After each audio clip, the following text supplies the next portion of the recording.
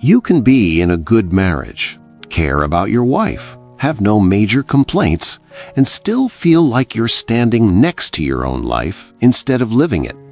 Not angry, not resentful, just disconnected. Like the center of gravity shifted and nobody told you where it went. That specific kind of emptiness has nothing to do with whether the relationship works. Carl Jung figured that out decades ago when he started seeing the same pattern in man after man. Successful, stable, married, no obvious crisis, and every one of them described the same thing. Love used to feel like the answer, and now it just doesn't. What he discovered was that the psyche itself reorganizes around age 40, and most men don't see it coming until they're already in it. And once you understand the mechanism, the confusion makes perfect sense. Carl Jung split human development into two completely separate phases. And here's why that matters. Each half operates under different rules. The first half, roughly up to 40, is about external construction. You build an identity, establish yourself, find a partner, raise kids if you have them. Your ego needs to be strong because you're adapting to the world, competing, succeeding, connecting. Love in that phase has a function. It's the vehicle for pair bonding, stability, building a life with someone. The question driving you is, who am I creating this with? And for years, that question feels big enough to organize around. But something shifts in the second half. Carl Jung saw it across hundreds of cases, and the pattern never varied. Men would show up describing this vague hollowness they couldn't explain. Not depression exactly, more like they were watching their life happen from a slight remove. Everything still worked on the surface, but underneath, the old motivations stopped landing. What's actually happening is the ego, the part of you that's been interfacing with external demands for 20, 30 years, starts to wear out. The roles you've been playing, the ones that used to feel natural, begin to feel like clothing that doesn't fit. Provider, husband, father, professional. You're still doing it all, but it's like you're performing instead of being. Carl Jung called this the social mask exhausting itself. The identity you built to move through the world becomes the thing you're trapped behind. And the psyche starts asking a completely different question. Not, what do I need to achieve, but who am I when I'm not performing? That's the shift that changes everything. Because romantic love is relational by nature. It exists between you and another person. But the pull you're feeling now, that's towards something that can't be found in another person at all. It's what Carl Jung called the self, the organizing center of your psyche that has nothing to do with roles or relationships or what anybody else needs from you. And that's why love, even good love, stops being enough. It's not that it fails, it's that love's function in your life has shifted, and you haven't caught up to what your own psyche is asking for now.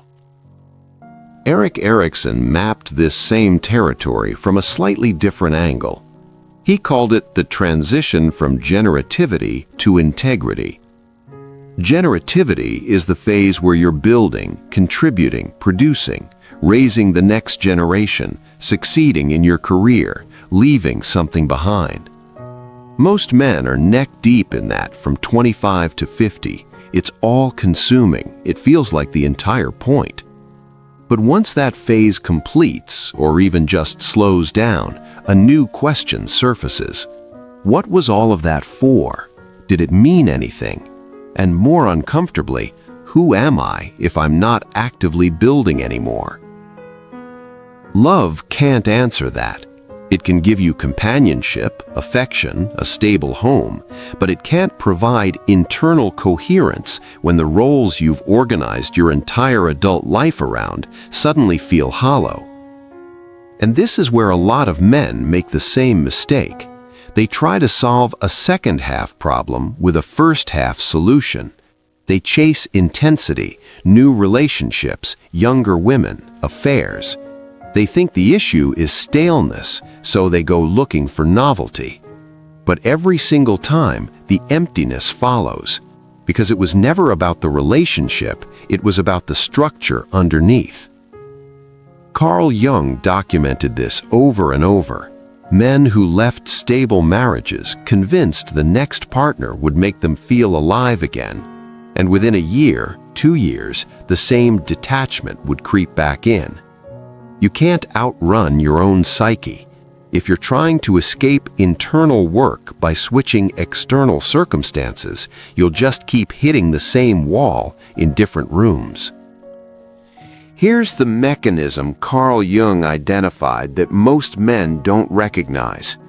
In the first half of life, you project your inner feminine, what he called the anima, onto women.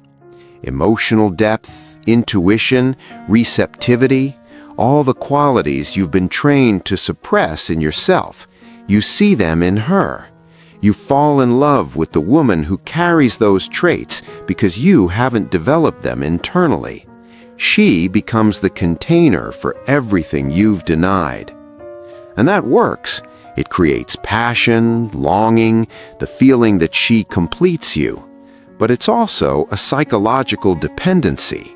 You need her to access parts of yourself.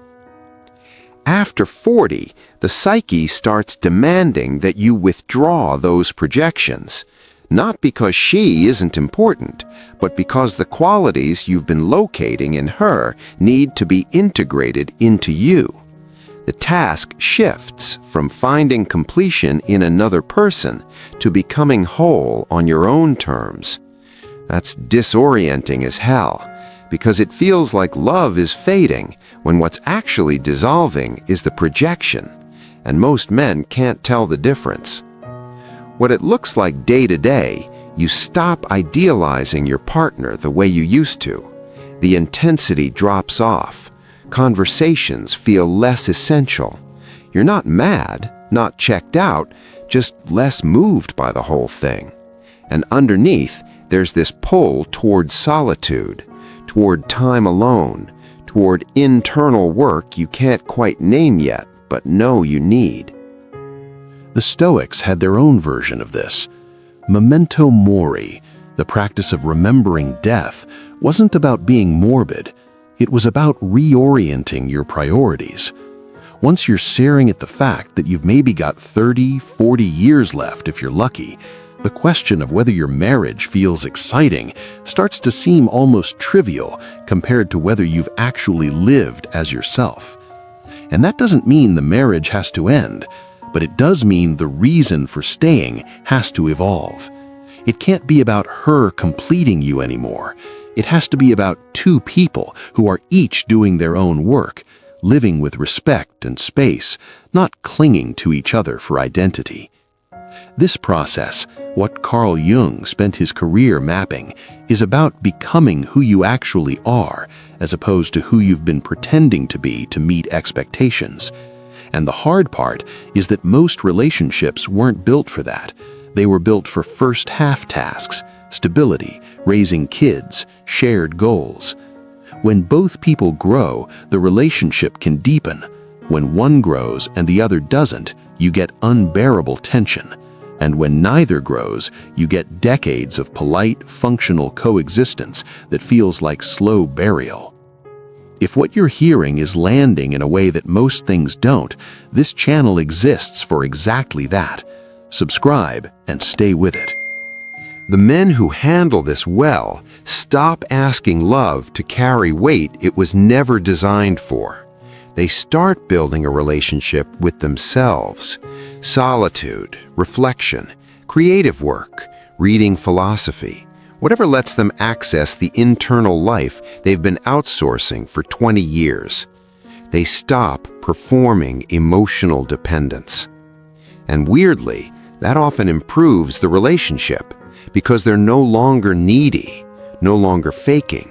They can be with their partner without requiring her to complete them.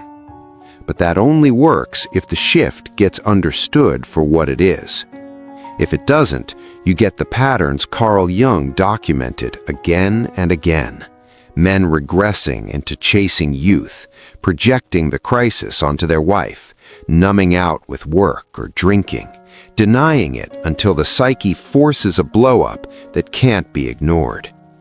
The emptiness isn't a problem to solve, it's information.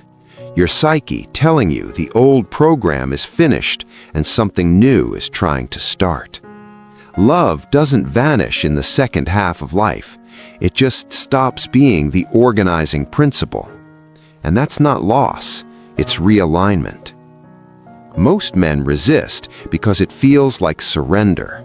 But what you're surrendering is the illusion that someone else can make you whole.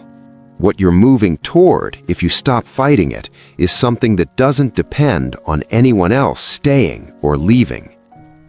Carl Jung wrote that the second half of life is preparation, not for literal death, but for letting go of the ego's control, for serving something larger than your own desires. That doesn't sound romantic, but it's accurate. And once you stop resisting it, the confusion lifts. You're not broken, you're just being asked to operate from a different center now. The men who figure that out early don't waste years trying to make the old formulas work again. They just get on with it.